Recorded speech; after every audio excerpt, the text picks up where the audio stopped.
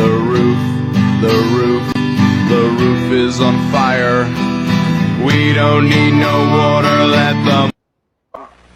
At the very same time that America refused to give the Negro any land, through an act of Congress, our government was giving away millions of acres of land in the West and the Midwest, which meant that it was willing to undergird its white peasants from Europe with an economic floor. But not only did they give the land, they built land-grant colleges with government money to teach them how to farm. Not only that, they provided county agents to further their expertise in farming. Not only that, they provided low interest rates in order that they could mechanize their farms. Not only that, today, many of these people are receiving millions of dollars in federal subsidies not to farm, and they are the very people telling the black man that he ought to lift himself by his own bootstraps.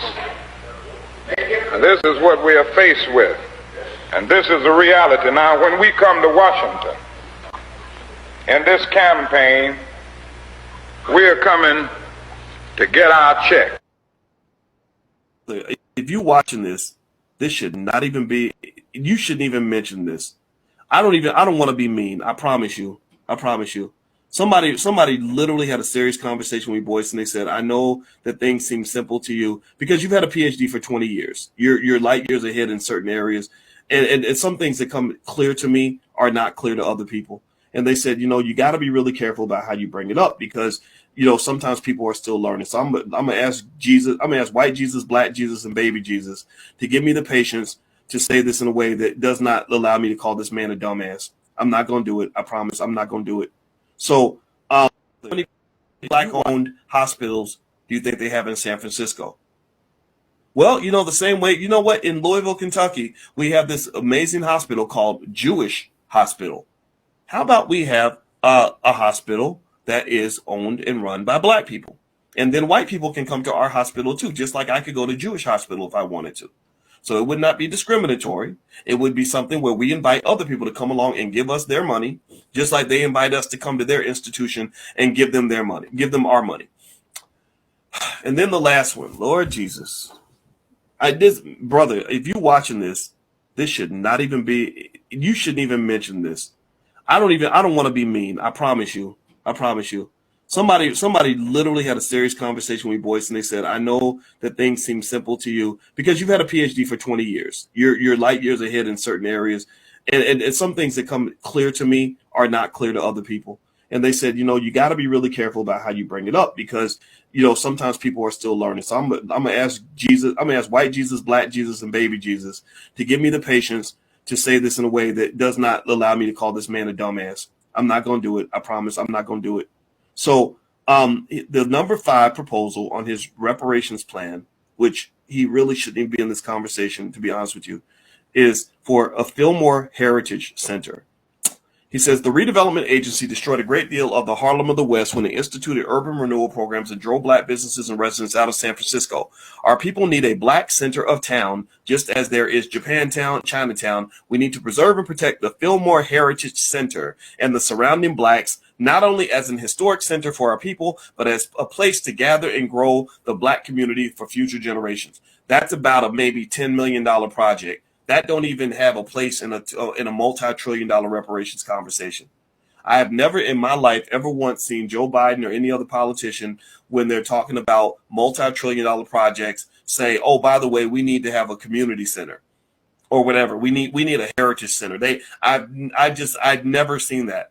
That's not even, like, you're literally sitting in a big boy conversation and you sound like a fucking 5-year-old. Excuse my French. I'm going to stop cussing. I just can't help it. It's coming out of me. I can't stop the word sometimes because I'm so furious at what I'm reading here.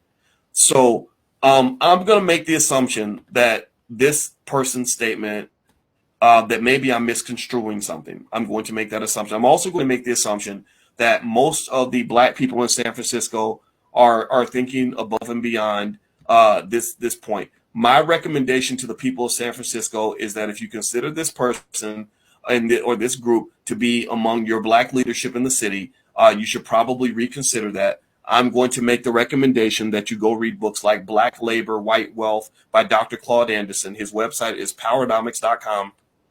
Read books like Powernomics, which will help you get a clearer understanding of the depth of economic debt that is owed to black people in this country. I really need you to go back and really read that black people are owed a whole lot more than one damn community center. A community center ain't going to change a whole lot, but you can still build one. That's fine. But that should be an afterthought.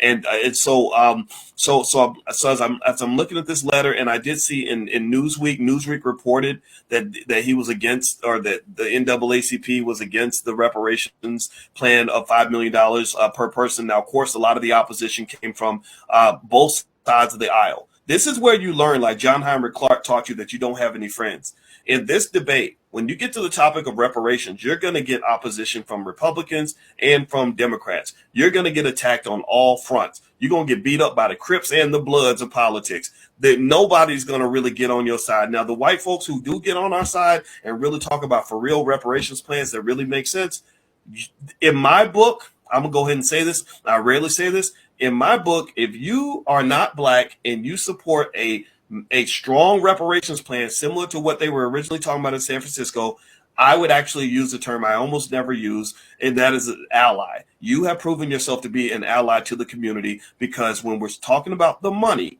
you're not running out of the room. When they talk about black people, it's always about the symbolism. It's always about how do we get black people to come out and vote. It's always about keeping black people at bay. But when black folks start waking up and they start becoming conscious and they start understanding their worth, and you start saying, man, like, wow, 5 million per person, and then you start negotiating down from there, then that's when all bets are off. That's literally when you're playing a different game, black people. I need you to understand this. You're going to get a lot of opposition. They're going to fight you like hell. You got to stand your ground. That's how you get something in this country. That's how you get something out of life. In certain areas, compromise is not allowed. Why? Well, because we know what happened. We know the history. We have the receipts. We have the documentation. We have the paperwork. So at the end of the day, they can't argue that it didn't happen. They can't argue that the wealth wasn't stolen. It's all documented. So the only thing at this point is, do you have the balls to go take it?